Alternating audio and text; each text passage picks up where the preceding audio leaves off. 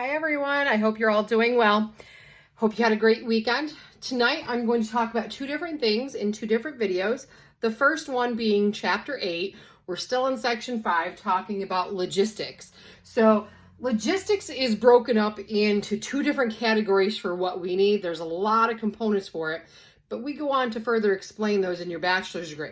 What I need for this paper is really I need you to understand your channel strategy, and I need you to understand the functions of logistics. Because most people think, okay, well, if I just got to talk about logistics, I'm going to order all of my supplies from different suppliers, get those supplies in, create my product, and get it out to the customer.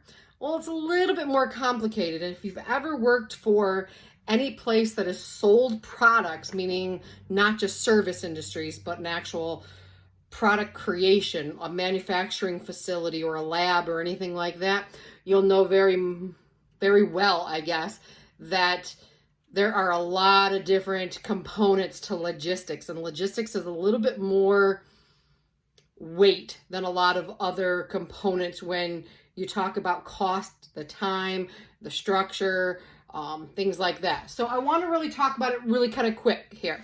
So the channel is how we get our product from the suppliers to us, and then from us to the actual end user of that product. So I guess for your paper, you really just need to stop and think about what are the things that comprise your pill. What are the actual things that you would need to make it? And I'm not talking about just the ingredients, although those are the main components. I'm talking about all of the main components that would take to do it, to create it. But you would also have to think about the packaging. Remember I told you we're going to be decorating to find a pill box or a pill container, so forth and so on. I want you in your presentations the last Friday. I want you guys to physically be showing me those containers decorated with your logo and the branding that you did. So from all the packaging components, who's going to put them together? Where are they going to put them together? Again, inventory gets to be an extreme thing. So most people don't pay particular attention to logistics. And that's where my specialty has really come in.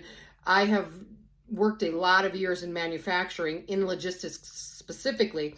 I was an auditor. I was a logistics coordinator. I was the person who went out and made sure that we had min-max levels to create orders and ship to our customers. But a lot of people don't put a lot of thought into inventory and what we have on hand. And they're just like, oh, let's just create a whole bunch of orders. It doesn't really work that way. So the channel is pretty much how I get it from my suppliers to my company. How do I actually create value with that product? Meaning now I'm going to add to it. I'm going to put those ingredients together. I'm going to have some sort of press that makes it into a pill shape so that somebody can take this pill orally.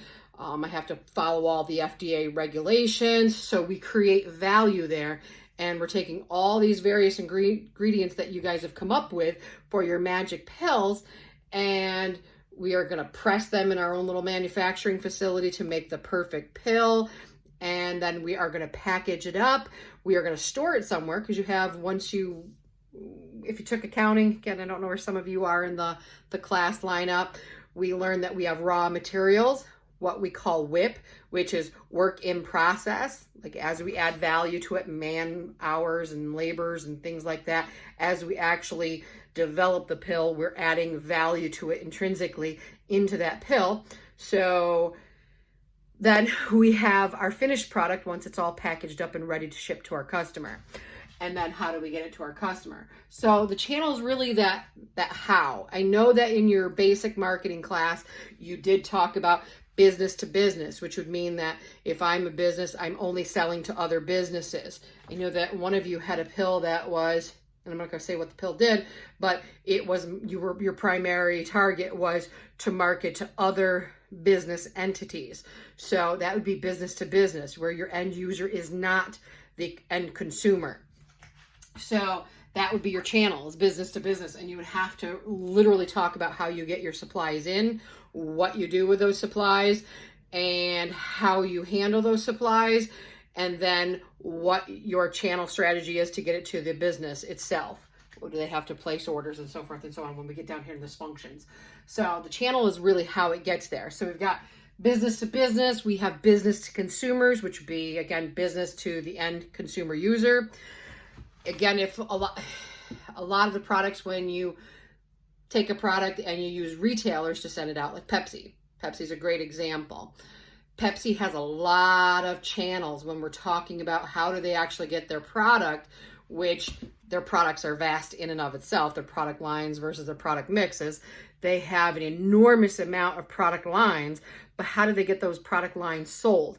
They have a massive variety of channel strategies because they do direct. They have business to business accounts where they have Pepsi vendors throughout manufacturing facilities, or they sell to AVI, who puts them in the manufacturing facilities in the vending machines. They sell directly to Walmart retailer operations. They sell to every single retailer that I've ever known of, like a grocery retailer. They sell to 7-Eleven, little chain restaurant, or not restaurants too, but little chain grocery stores, not just the big box stores. But they pretty much sell to massive amount of retailers. But they also do direct. If you've ever been to like a fair or an event sponsoring like NASCAR races, they have direct sales there as well. So Pepsi has a variety of channel strategies. They sell direct to the customers. They do business to business, where it's just business to business operations. They do business to consumers. They do business to retailers to consumers. So they have a host of different channel strategies. And that's all I'm simply looking for in the channel section. Again, it goes into it a lot more in depth when we get into the logistics heavy in your bachelor degrees. But for right now, I simply want you to tell me what sort of channel that you are offering this. Are you going direct to your consumers via mail order? Are you going to retail operations? Are you going from just business to business operations? That's it. How are you selling it? What is the pathway to get your product from the raw materials to the end user? That's all I want to know here for your product.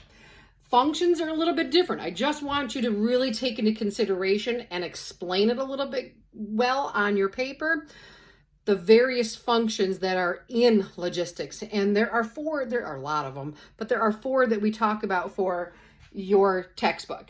So basically, storage of inventory. Again, inventory is set up in a lot of different components. If you've ever worked manufacturing, I'm not talking about just your finished goods, although that is inventory that you have on hand. Inventory is a very costly expense. If any of you ever took accounting, we talk about inventory, and we talk about the double whammy of inventory, because it gets taxed. It gets taxed for sitting there. It gets taxed when you sell it. So inventory is costly for you. So first of all, we have to store that inventory even before it becomes our product. Again, if it takes 20 different ingredients to make your magic pill, those 20 different ingredients usually get there at different times because you're buying from different vendors,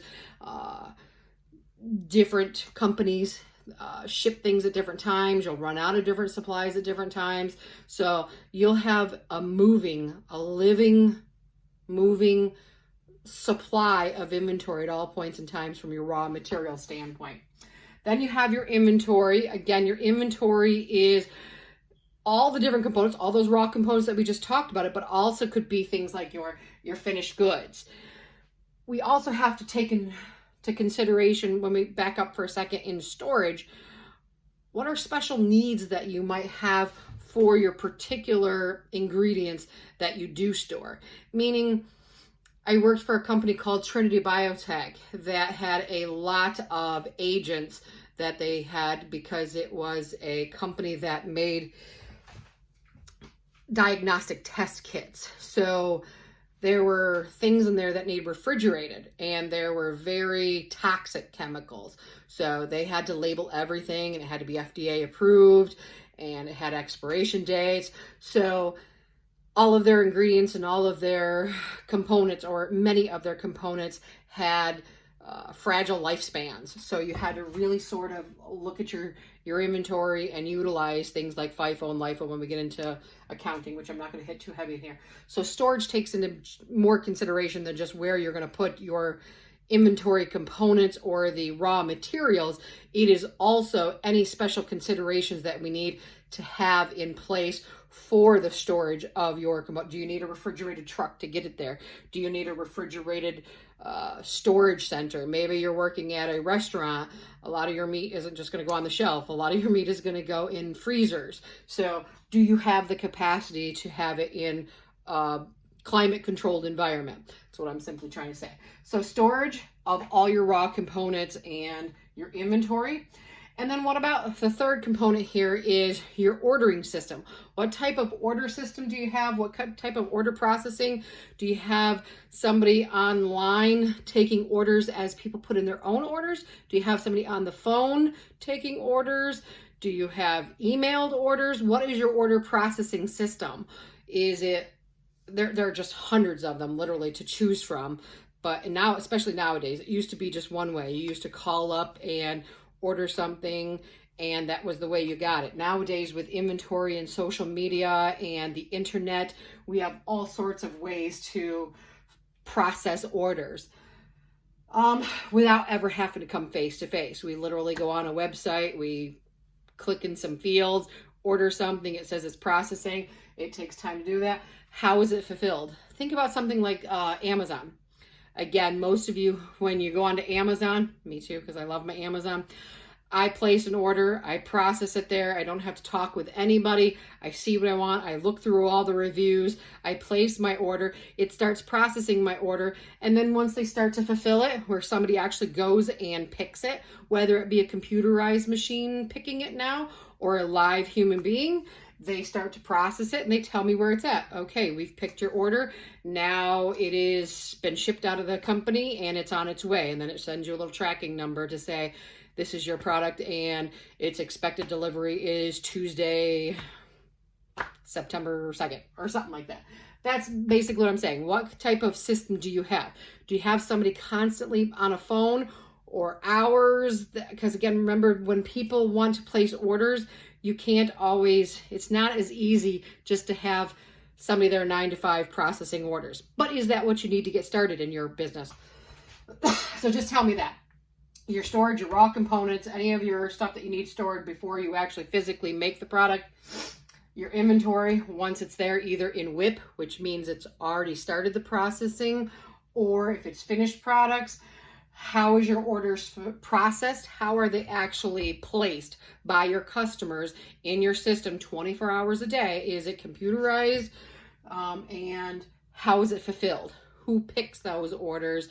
Is it machine operated? Again, that's going to cost you a lot more money to have it automated.